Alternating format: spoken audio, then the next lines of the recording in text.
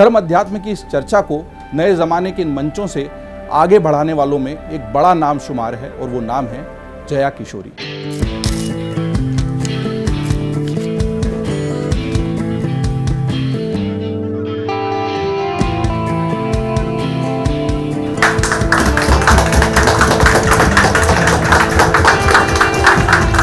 मतलब मैं तो आपकी फैन हो गई हूँ। अरे आपके बहुत सारे फैन हैं, तो हम तो कोशिश कर रहे हैं कि उन फैंस तक आपकी बात को और आगे पहुंचाएं। आई होप आप पीछे अच्छी पिक्चर्स आप चलाएंगे, देखिए, पुरानी मत चलाएगा मेरी कोई।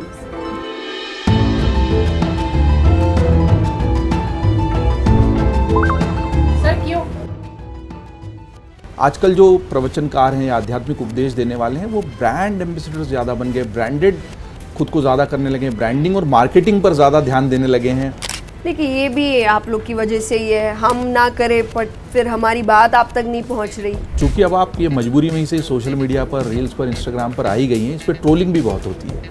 आप पढ़ती हैं ट्रोलर्स को? डिपेंड करता है किस टाइप का ट्रोल है। कभी कभार आप जैसे बोर हो रहे हो, इंस्टाग्राम सब स्क्रॉल करते हैं, हम भी करते हैं, नॉर्मल इंसान है, तो मैं भी कभी स्क्रॉल करती हूँ। मैं देखूँ चलो कि हमारे आसपास, हमारे रिश्तेदारों में, हमारे समाज में कुछ प्रतिष्ठित व्यक्ति होते हैं जिन्होंने अपने पूरे जीवन में एक भी ढंग का काम नहीं किया होता, पर दूसरों की गलती निकालने ये बड़ी जल्दी खड़े हो जाते हैं, इसमें माहिर होते हैं। जैसे पूरे समाज को सुधारने की जिम्मेदारी इनकी है, सिवाय इनके अपने जीवन की। अपनी गलतियां देखते नहीं, दूसरों से जलते हैं, और ये चेहरा धो नहीं सकते तो आईने बदलते हैं। क्या तो सबके लिए all the trollers. All the trollers.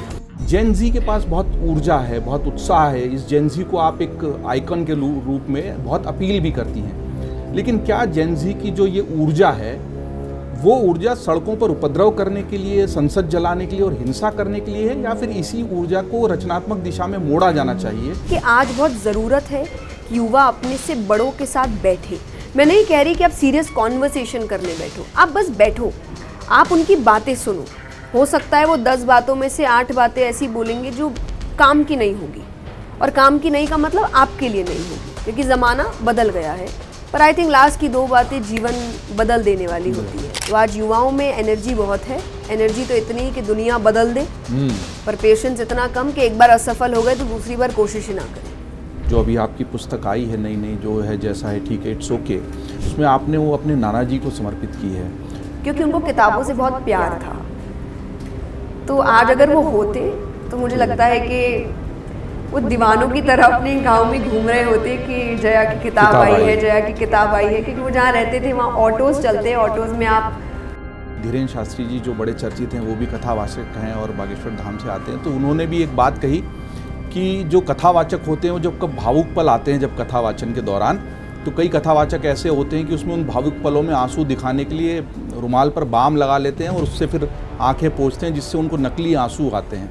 अब उनसे पूछना पड़ेगा मुझे कि वो किसकी बात कर रहे थे, मेरी नहीं कर रहे थे, ये फॉर श्योर। ये स्वामी चैतन्यानंद सरस्वती जी हैं, इनका असली नाम तो पार्थ सारथी रहा, और ये दिल्ली के एक आश्रम चलाते थे, बालिकाओं को पढ़ाते थे। लेकिन अब जिस तरह के गंभीर आरोप इन पर लगे हैं, बालिकाओं के साथ छेड़छाड़ के उनके हॉस्टल में CCTV लगा दिया था, कभी हम सुनते हैं कि रामपाल महाराज ने ऐसा कर दिया, कभी हम दूसरे अन्य बाबाओं के बारे में भी सुनते हैं। वेब सीरीज समर्पित ईश्वर को करिए, व्यक्ति को मत करिए। और जब इंसान के दिमाग में ये घुस गया कि मेरे अंदर कुछ भगवान की शक्ति है, तय है वो कुछ गलत करेगा, पर ये बढ़ावा तो आप ही दे रहे हो। क्यों आप किसी को भगवान बना रहे हो? मेरा काम कथा सुनाना है, कथा से प्यार करिए, मुझसे प्यार मत करिए।